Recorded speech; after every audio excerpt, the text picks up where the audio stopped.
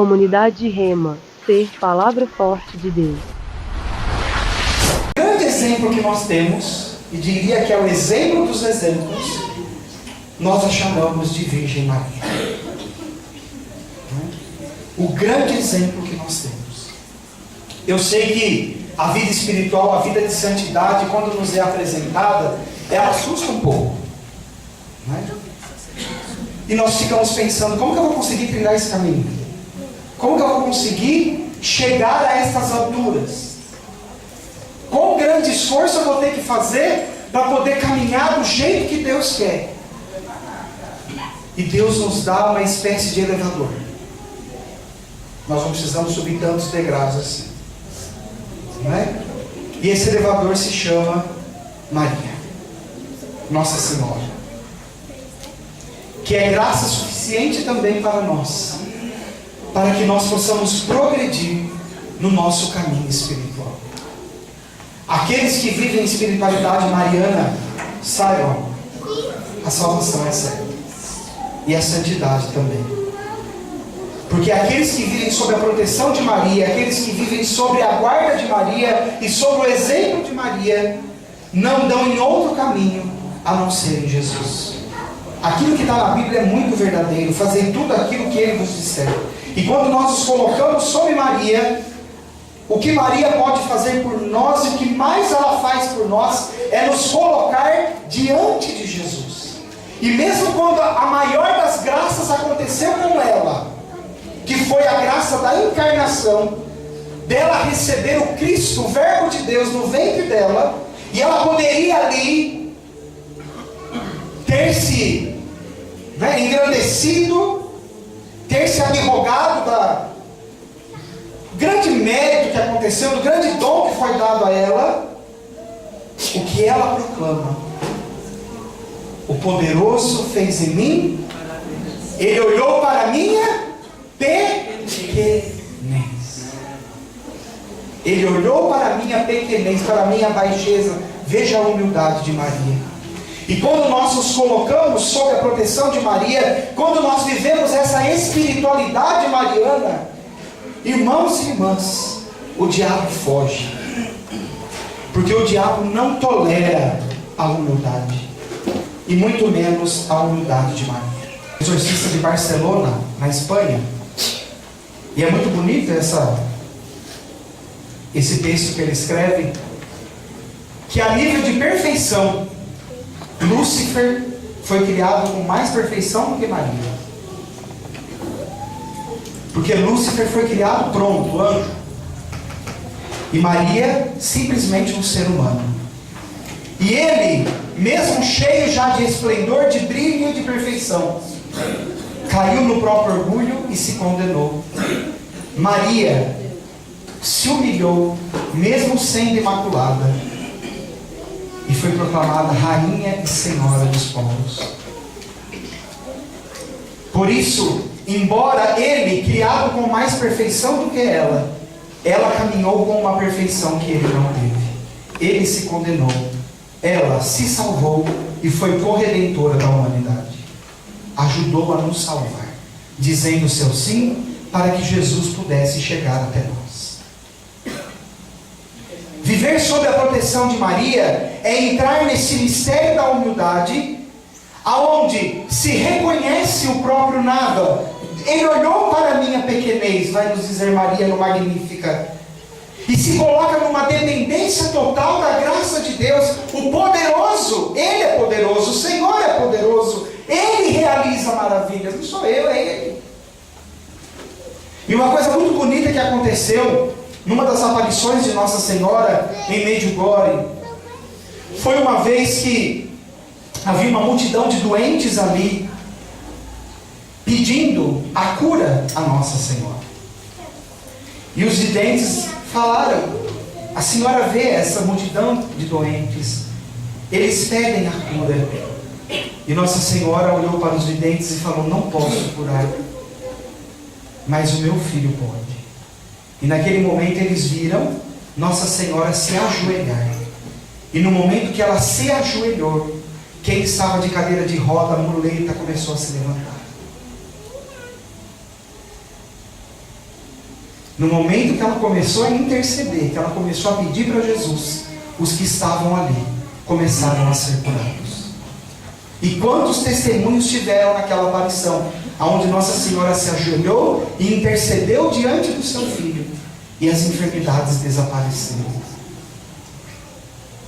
Numa das procissões que tem com o Santíssimo Sacramento em Fátima, todo dia 13, há uma procissão luminosa em Fátima, para relembrar as aparições de Nossa Senhora de Fátima, e ali o Santíssimo também caminha entre o povo e principalmente nos enfermos, não é?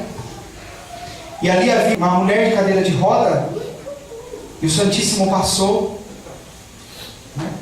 E a mulher estava na cadeira de roda, ela pediu: Jesus, cura-me! Jesus passou e a mulher continuou na cadeira de roda. Ela ficou brava com Jesus. Ela falou: o senhor não vai me curar, eu vou contar tudo para sua mãe. Olha que interessante. O senhor não vai me curar, eu vou contar para sua mãe. O padre ouviu. O padre que estava com o Santíssimo e voltou. Voltou para o Santíssimo na mulher. Quando a mulher segurou no Santíssimo Sacramento, ela levantou da cadeira de roda. Como diz o ditado, pede a mãe que o filho atende. Não porque Jesus está sob a autoridade de Maria, mas que filho, que sabendo da santidade e da perfeição da sua mãe, vai negar um pedido da sua mãe que nunca lhe negou nada em vida. De que adiantaria o decálogo, o quarto mandamento, honrar pai e mãe, se o próprio Deus não o fizesse? Não é? Se Ele mesmo não o fizesse. Faço o que eu mando, não faço o que eu faço. Então Maria nos é dada como graça particular, graça especial, e Maria é o desespero de Satanás. Então, se nós queremos que o demônio suma da nossa vida, segura na mão de Maria, que ela dá umas boas vassouradas, viu? Pode ter certeza. Num livro escrito no século XVIII, A Arte de Aproveitar as Próprias Faltas, ali há um relato muito interessante de um exorcismo que estava sendo feito, e no momento do exorcismo o padre começou a falar de Nossa Senhora para o demônio, não é? Porque se é uma coisa que irrita o diabo na oração de libertação, a gente vai falar de Nossa Senhora. O bicho fica mais bravo do que já é, não é? E o padre começou a falar de Nossa Senhora, e o demônio falou assim: Maria, Maria, quem dera eu ter uma Maria. Vocês têm e não sabem usar. Não é? Na época do pontificado de Pio XI, também aconteceu um exorcismo na Itália. E durante o exorcismo, o padre que é exorcista, e somente o padre que é exorcista pode fazer isso, não é? Ele pode exigir e ordenar o demônio a fazer determinadas coisas como sinal da saída do demônio. E aquele padre ordenou ao demônio: como sinal da tua saída, tu vais compor um poema, Maria. O demônio urrou, xingou o padre de tudo quanto é nome, e o padre falou: em nome de Jesus, tu faças, tu é obrigado a fazer. Vais fazer. E o dogma da Imaculada Conceição ainda não havia sido proclamado. Estava para ser proclamado, mas ainda não havia. E o demônio compôs um soneto para Nossa Senhora, puramente teológico, e que fala do dogma da Assunção de Maria. Esse poema, esse soneto foi levado até o Papa, e o Papa, quando leu o poema sem saber de quem tinha escrito, chorou e falou: quem compôs isso de tão alto cunho teológico? Era uma analfabeta que estava possuída pelo demônio, e o demônio foi obrigado por Deus a elogiar Nossa Senhora no poema. Ele odeia Maria. Padre Gabriele Amorth, foi um dos grandes exorcistas do Vaticano, faleceu ano passado. Ele, num dos exorcismos, obrigou o demônio dizendo: qual é o teu maior ódio? Me fala. Qual é o teu maior ódio? E o demônio disse: meu maior ódio foi ver aquela mulherzinha ser coroada no céu e eu ter que assistir tudo calado.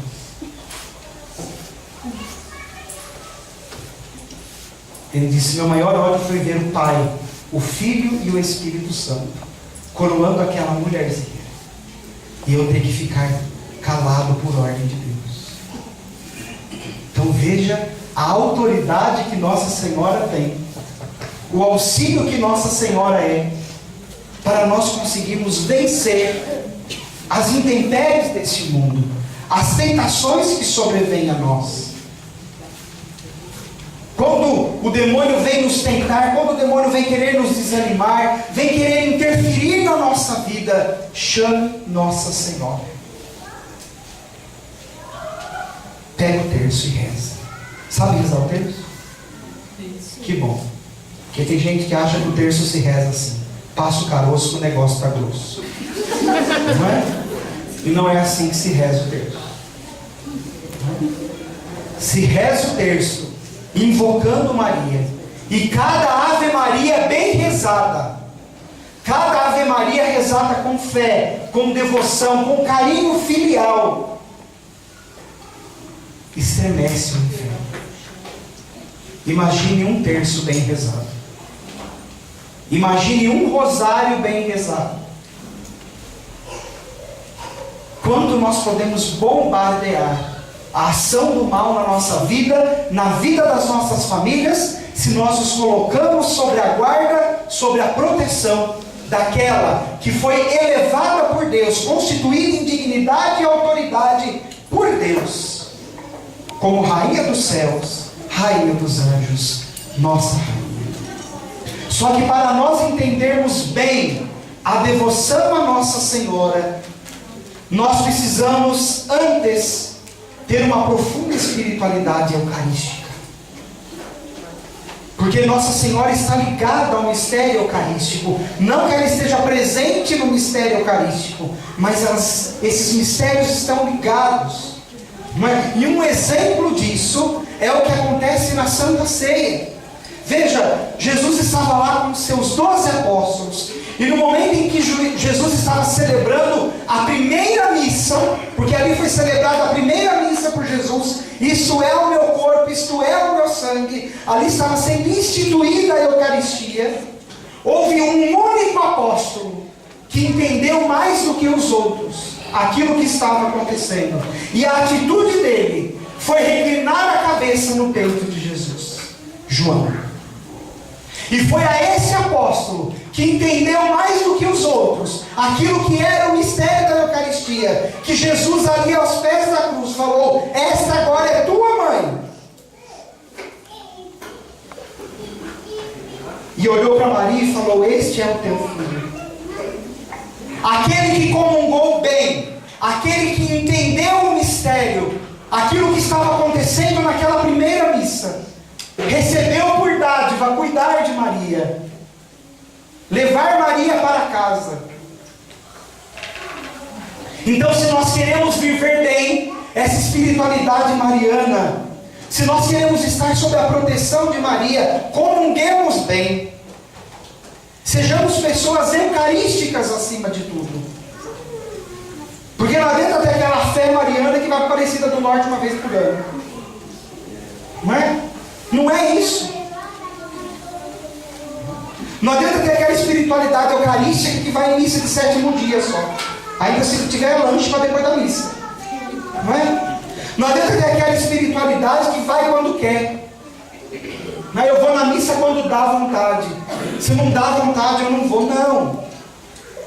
Não é? É entender o que está acontecendo ali.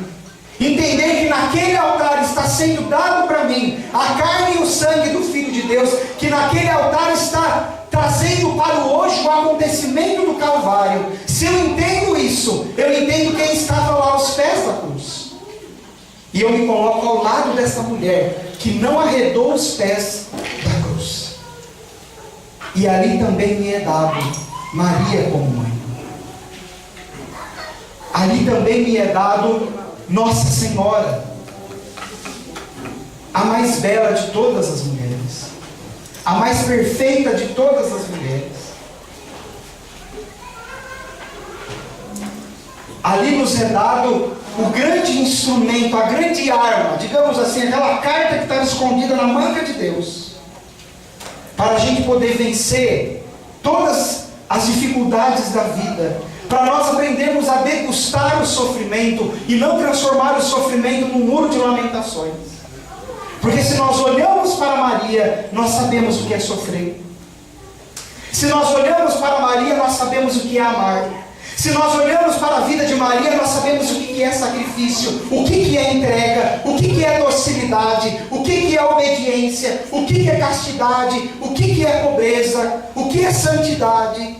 Porque às vezes as pessoas olham para Jesus e nós falamos, não, mas Jesus é o modelo mais perfeito da Bíblia, lógico. Mas Jesus era Deus. Maria não é deusa. Maria, um ser humano como nós, que recebeu como privilégio, porque nos planos de Deus de antemão já foi concebida que seria a mãe do Salvador, a isenção da culpa original, foi preservada do pecado original, porque o puro não podia sair do impuro, o santo não podia sair do pecador, Jesus não poderia sair de um berço manchado, e por isso ele preserva Maria da mancha.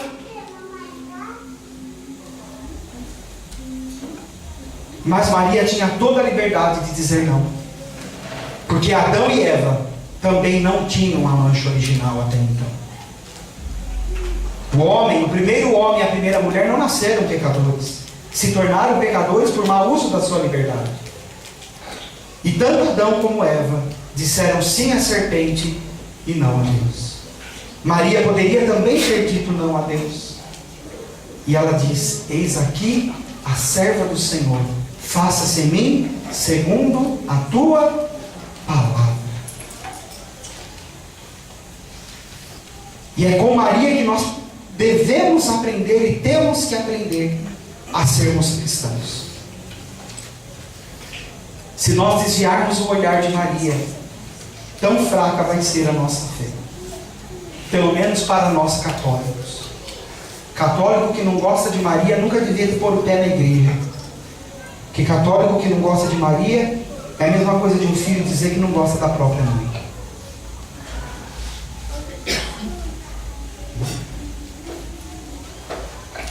Devemos aprender a amar e a colocar Maria no seu devido lugar na nossa vida, dar a devida importância que ela merece. Como mãe, como rainha, como senhora, ou como vai afirmar São Bernardo de Claraval, a onipotência da humildade suplicante. Ninguém intercede melhor do que ela. Ninguém pede a mais diante de Jesus do que Maria, por aqueles que recorrem à sua proteção.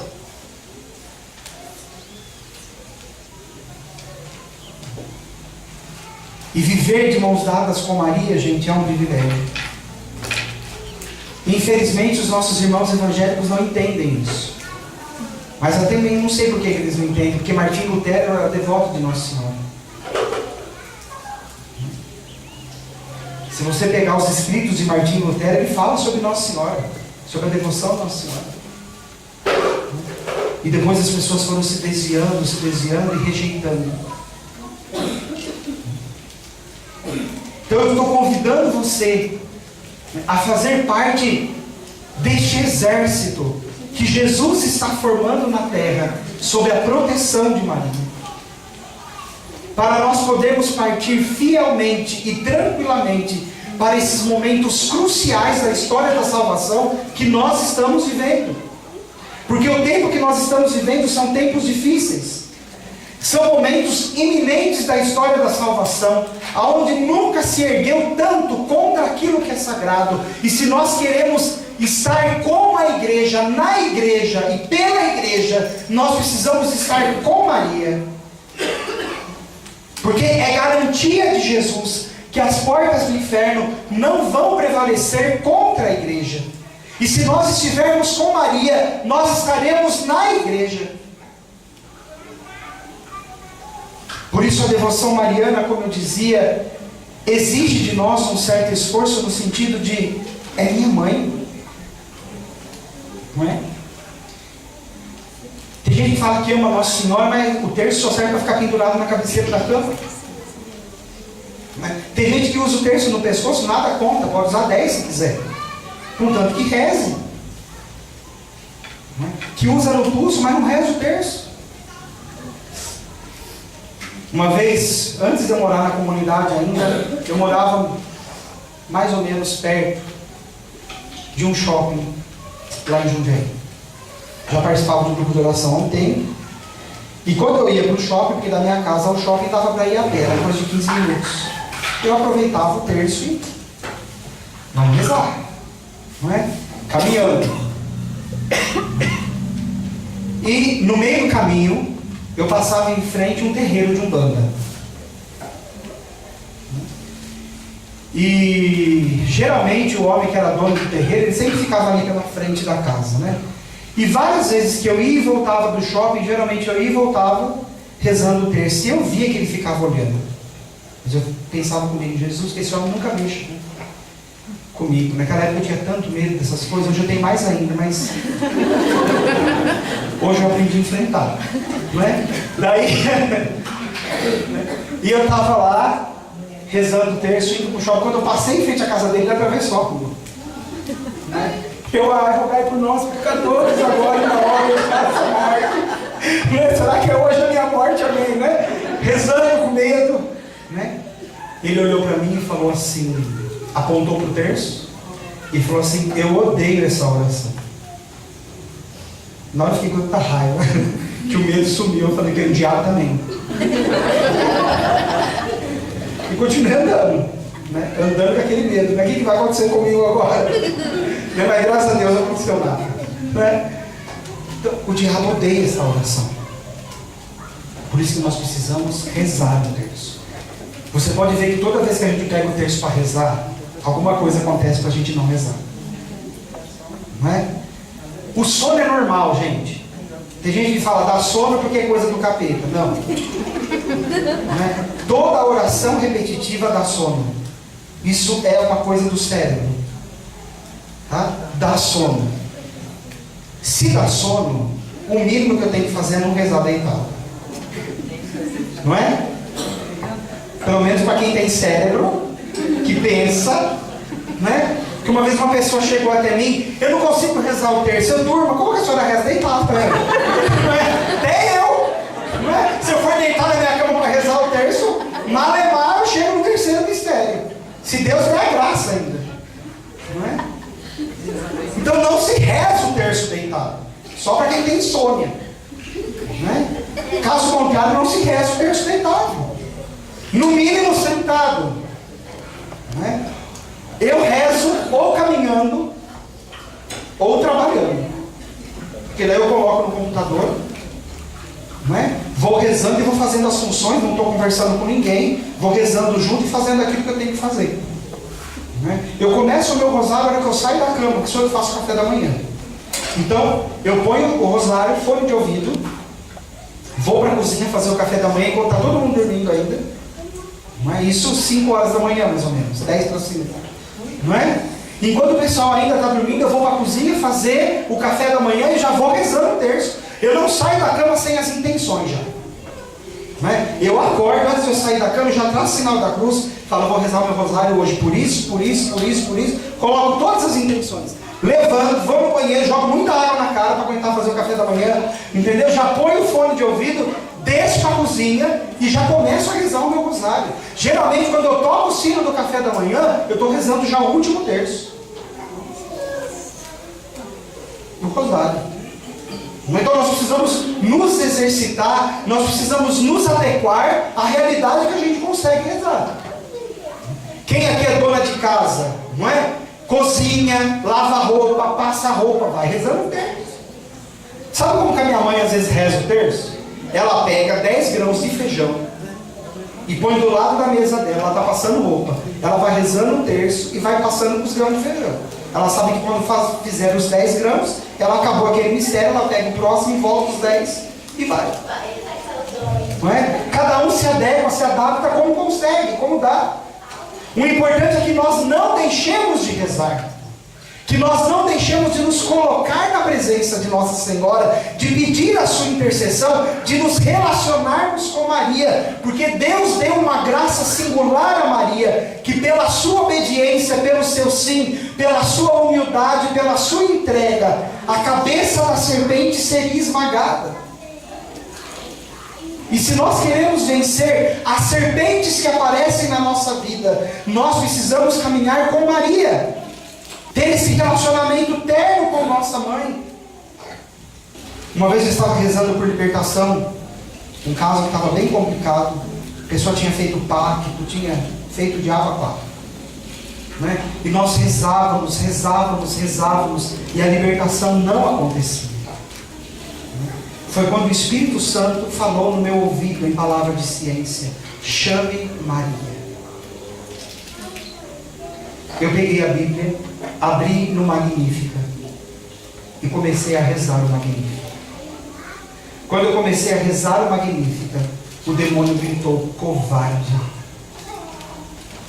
agora eu vou ter que sair.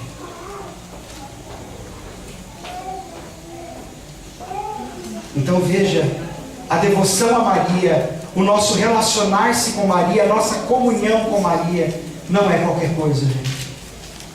Muito pelo contrário, como eu dizia no início, é salvação na certa. E se você não tem, você deveria ter na sua casa, no mínimo, ou uma imagem de Nossa Senhora, por menor que seja, ou um pequeno quadro, alguma coisa que indique a sua devoção a Maria, e coloque logo na sala, para que quem entrar na sua casa como visita já saiba quem está ali, já saiba quem está ali. É isso. Eu poderia falar tantas coisas de Nossa Senhora, e encerro somente com um breve acontecimento na vida de São Bernardo de Claraval. São Bernardo, ele tinha um costume, ele não passava em frente a uma imagem de Nossa Senhora sem saudar Maria. Então, onde ele passava, se tinha uma imagem de Nossa Senhora, ele ia até a imagem e falava: salve Maria, né? E um dia, ele passando sobre uma imagem de Nossa Senhora, nas pressas, ele se esqueceu. Quando ele se esqueceu, ele ouviu a voz de Maria que falou pela imagem: salve Bernardo. E ele voltou e saudou Maria, não é? A vida dos santos nos mostra quem é Maria. Podemos pegar São Padre Pio, Santa Teresinha, que foi curada por um sorriso de Maria, né? A Virgem do Sorriso, que depois ficou conhecida como tal, né? São Curadares, Santa Gema Galgani e o Santo dos Santos, Jesus. Ele é e era o maior devoto de Nossa Senhora, porque não só respeitou e amou a sua mãe, mas se sujeitou a ser gerado no ventre dela e a obedecê-la em toda a sua infância, adolescência, juventude. Então, se tem alguém que nos mostra como se ama Maria, é o próprio Jesus. Por isso que é inadmissível dizer que Maria é uma mulher qualquer. Uma vez questionado por um protestante sobre a intercessão de Maria, ele disse assim: eu não sei como que vocês acreditam nisso. A gente nem estava brigando, estava conversando amigavelmente, né? E eu falei: é simples. Na sua igreja, se você está com algum problema, você pede oração para quem? Ele falou: peço para o pastor. Eu falei: para o teu pastor. Ele falou: é. E você acredita que Deus ouve ele? Ouve. Tá. Seu pastor é santo? Não. Ele tem pecado? Tem. Ele está muito perto de Deus? Ele já morreu? Ele já está lá perto de Deus? Não. E ele pode conseguir alguma coisa para você? Pode. E agora você está querendo me convencer que a mãe de Jesus, que foi santa, pura, casta, morreu, ressuscitou, porque Maria passou por um processo de ressurreição, né? Maria foi assunta ao céu de corpo e alma. que está lá junto de Deus, ela não pode fazer nada por mim. O seu pastor pode. E a mãe de Jesus não pode fazer nada por mim. Me desculpe. Você tem mais fé do que ele. Porque você acredita que o seu pastor pode conseguir alguma coisa. Não é? Sua fé é maior que a minha. Porque eu acredito que Maria pode conseguir.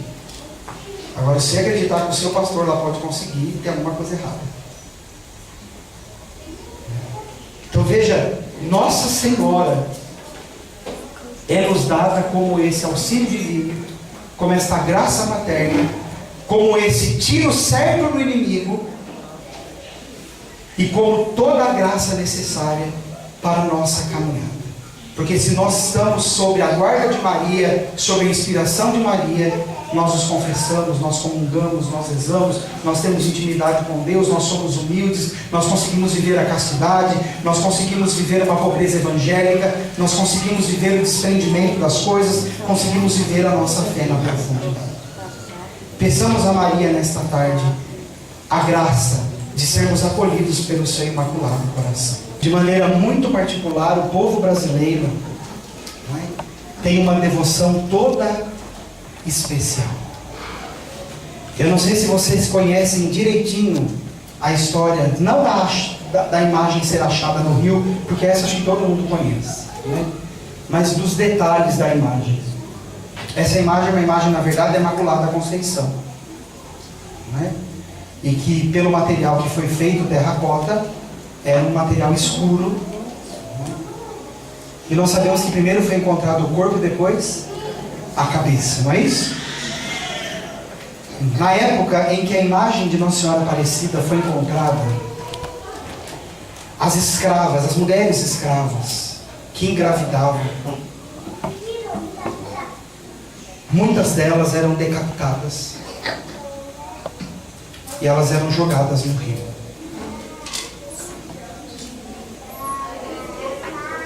Nossa Senhora foi achada decapitada.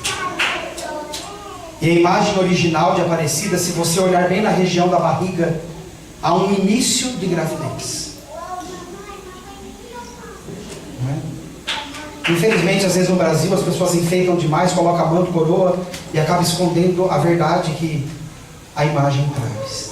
Não é?